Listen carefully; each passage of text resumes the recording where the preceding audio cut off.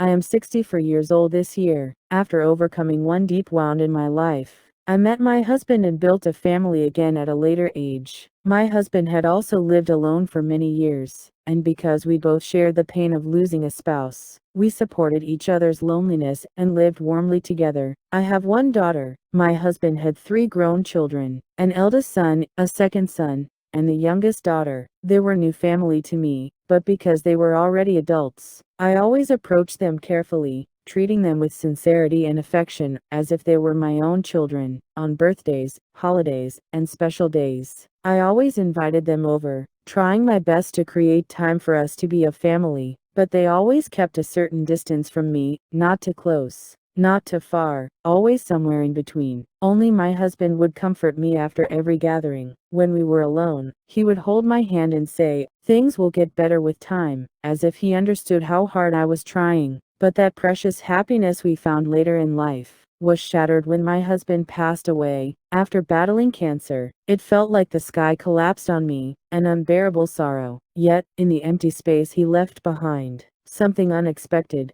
entered. Not grief, but calculations. On the final day of the funeral, his children called me over with stiff expressions. "Stepmother, we need to settle father's inheritance." So sudden, so cold. They listed my husband's assets. A single family house worth about 1.3 billion won, 10 billion won in savings, and a 300 million won savings account he had placed in my name. I was still unable to even accept that he was gone. My mind was blank. But his children had already drawn up distribution charts. Eldest son, we must sell the house and receive our share. You were simply by father's side, that's all. Second son, legally, the house must be divided. Please don't claim residence rights. Youngest daughter, we all have families. We need to settle the house. Their words struck me like a blow. No respect, no courtesy, no awareness of the place or situation. Everything I had tried for felt like it was crumbling. I simply said, "Let's talk later. Right now, let us focus on finishing the funeral." Many people attended the funeral, left their condolences, and my husband's lifelong friend and next-door neighbor stood quietly in a corner, mourning. A few days later, during the inheritance meeting, the children revealed their true intentions. Eldest son, it will be difficult to divide everything equally with stepmother. Second son, we should sell the house and divide it. Stepmother doesn't have much legal ownership.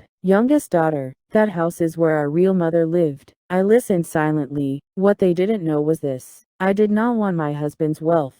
I only felt heartbroken at the thought of being forced to leave the home where I had shared my happiest moments with him. Then I opened my mouth slowly. At that moment, the doorbell rang. It was my husband's old friend, the neighbor. I was startled to see him. He walked in naturally and sat on his usual spot on the sofa. The children looked annoyed. "Why are you here?" "Today is for the family to discuss inheritance," he replied calmly. "I am here to deliver the deceased's final wishes." The room froze. He was a lawyer. I will now play the recording of his will. Even I was shocked. I never imagined a will existed. He left his final intentions in my presence as a legal witness, the lawyer said, inserting a USB. Then, my husband's voice filled the room. The children's faces turned pale. "When I die, I want my remaining assets to be divided equally among everyone. But the house, I want my wife to live in it peacefully for the rest of her life. This house carries our memories. Even if the children oppose, protect this wish. Never drive my wife out." His voice was clear. His mind was sound. "Lawyer, is this your final will?" Husband, yes. "This is my last request." When the recording ended, the room fell into absolute silence. The lawyer spoke. "I am prepared to testify to the legal validity of this recording." The air turned cold.